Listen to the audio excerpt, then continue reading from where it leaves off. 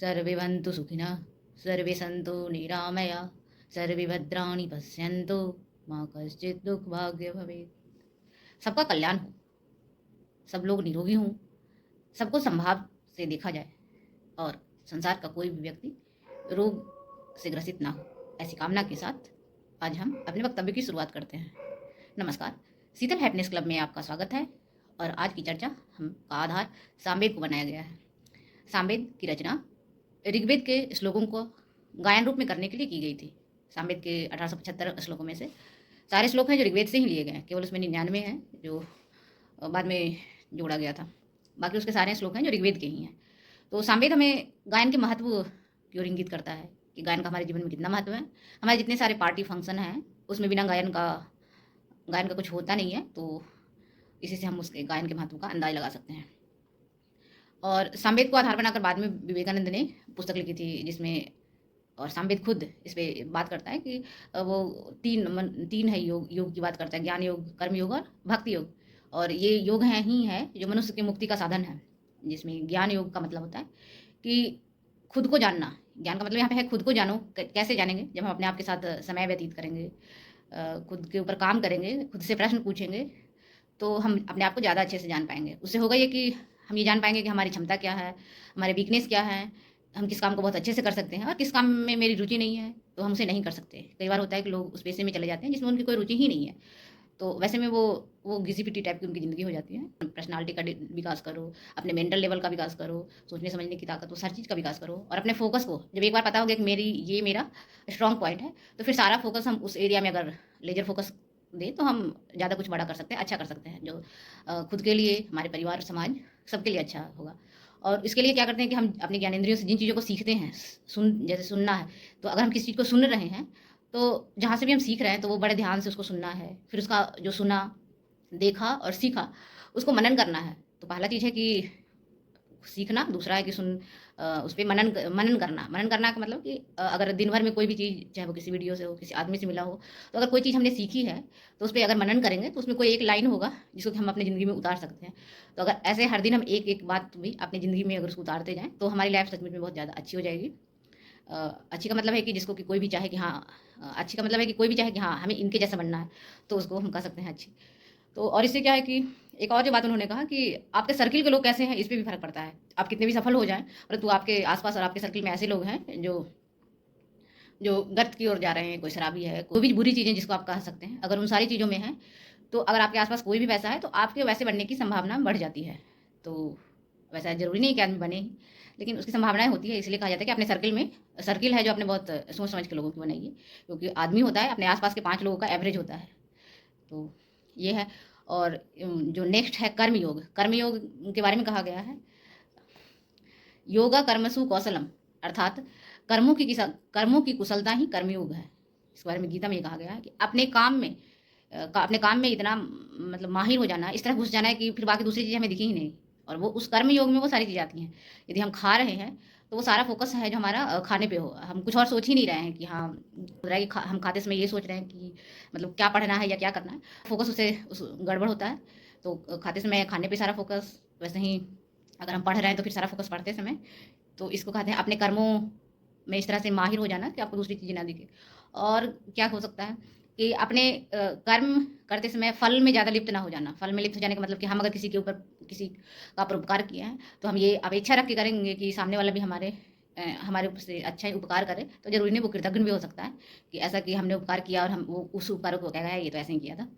तो बस ऐसे भी लोग हो सकते हैं। तो इससे ये मतलब नहीं है कि हम अपना जो मतलब हमारे अंदर जो अच्छाई है, हमने किसी के साथ अच्छा किया, हम उसको छोड़ देंगे। हम उसको नहीं छोड़ेंगे, हम, क्योंकि वो सामने वाला बुरा है, वो उसका अपना है, और हम अगर अच्छे हैं तो हम सबके साथ अच्छे से बिहेव करेंगे। क्योंकि जब वो अपने एक बुरा आदमी अपनी क्वालिटी को नहीं छोड़ सकता, तो हम अपना क्वालिटी को कैसे छोड़ सकते हैं? अगर हम छोड़ के हम भी बुरे के साथ बुरा करने लगे तो ये तो हमारी हीनता है ना, कि हम उसके रंग में रंग नहीं। हमें तो ऐसा बनना है कि सामने वाले दूसरे लोग हमारे रंग में रंग जाए। नहीं रंग सके कोई बात नहीं, हम अपना रंग ना छोड़ें। तो ये है कर्मयुग योग का ये भी मतलब है। और ये भी कर्म जनित दुख, जब हम कर्म जनित, जैसे अभी हमने एग्जाम्पल दिया कि वो जो कर्म करता है, कर्मयोगी जो कर्म करता है, वो फल की आशा से नहीं करता है कि हमने, जब हेल्थ को लेकर हो, चाहे किसी भी काम को लेकर हो, जैसे हमारे शरीर के सारे अंग हैं, सब एक जैसे तो काम तो करते नहीं है। कि ऐसा भी नहीं है कि अगर मुंह एक दिन खाना नहीं खाएगा, किसी दिन व्रत है, तो बाकी शरीर के सारे अंग कहेंगे नहीं नहीं मैं भी नहीं काम करूँगा, नहीं होता है। बाकी सारे लोग सारे अंग हैं जो अपना अपना काम करते हैं। तो ये नेचर ने ऐसा बनाया है कि नहीं, समभाव से देखो, सब चीज़ को समभाव से करें। उसको निष्काम कर्म कहा जाता है कि निष्काम कर्म ईश्वर को समर्पित होता है। और जो हमारे आसक्ति हैं चीज़ों के प्रति, कि अगर हम अपने पति को प्रेम कर रहे हैं, अपनी पत्नी को प्रेम कर रहे हैं, तो वो भी बदले में उतना ही प्रेम करे, वैसा ही केयर दिखाए, वैसा ही रिस्पेक्ट करे। वो ज़रूरी नहीं, वो थोड़ा कम भी कर सकता है, थोड़ा ज़्यादा भी कर सकता है।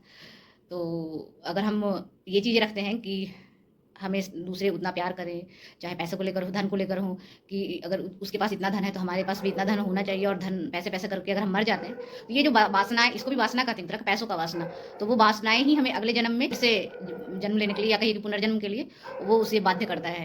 तो कर्मयोगी बनने का फायदा है कि आप हर चीज़ में परफेक्शन को अपने ले आइए। और जो तीसरा है भक्ति योग, भक्ति योग का मतलब होता है कि खुद को और ये सब है जो मोक्ष प्राप्ति के साधन है। चाहे तो आप ज्ञान योग में लीन हो जाइए, मतलब खुद के ऊपर ही सारा फोकस, जैसे बुद्धा ने किया। और जो नेक्स्ट कर्म योग, अपने कर्मों से में इतना लीन हो जाए कि बाकी आपको कुछ वो फर्क ही ना पड़े। और जो तीसरी चीज़ें हैं, जो भक्ति योग है, कि खुद और आप मतलब स्वयं और परमात्मा से इस तरह का संबंध स्थापित कर ले कि जो बाकी चीज़ें हैं वो उसके सामने फीकी पड़ने लगे। और वो जो संबंध है परमात्मा के साथ, वो निस्वार्थ है। ये नहीं कि जॉब के लिए, पैसे के लिए, मतलब पत्नी के लिए, कभी संतान के लिए। तो आदमी स्वार्थी तो है ही। और वो मतलब ईश्वर से भी अगर प्रार्थना हम कर रहे हैं तो निस्वार्थ तो कर ही नहीं रहे हैं। तो अगर हम जिस दिन हम निस्वार्थ प्रेम करना सीख जाए, तो उस प्रेम में ईश्वरत्व की प्राप्ति हमें हो जाएगी। चाहे इनफैक्ट एक पति पत्नी का प्यार जो है, उसमें किसिंग है, उसमें भी वो ईश्वरत्व है।